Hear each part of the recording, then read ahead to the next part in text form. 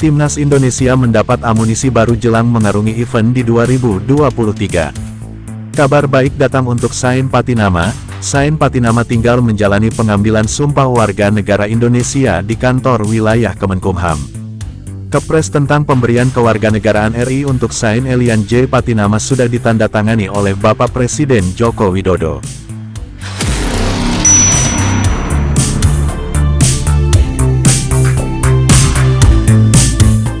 Di tahun 2023 ini, Timnas Indonesia akan melakoni rangkaian FIFA Matchday.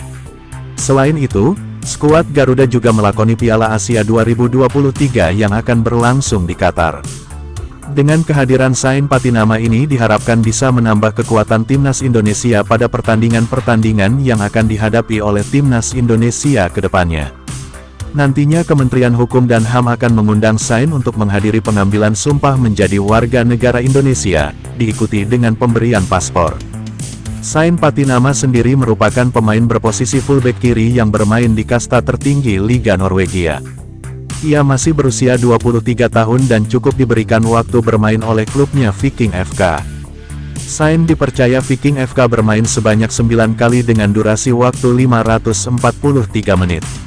Selain 3 pemain naturalisasi Timnas Indonesia Senior, PSSI langsung lanjut ke 3 pemain yang akan diproyeksikan memperkuat Timnas U20 Indonesia, yakni Justin Hubner, Ivar Jenner, dan Rafael Struijk.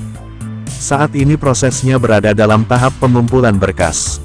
Hamdan Hamedan mengungkapkan bahwa pewarganegaraan ketiga pemain tersebut akan disatukan sehingga nantinya naturalisasi tersebut hanya perlu melewati 1 kali sidang di DPR RI. Seperti usul dari Menteri Pemuda dan Olahraga Zainuddin Amali.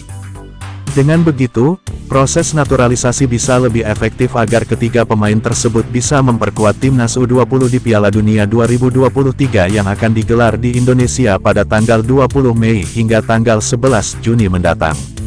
Bagaimana menurut kalian? Demikian info singkat dari kami. Nantikan info menarik lainnya pada channel ini, jangan lupa like, subscribe dan share. Salam olahraga.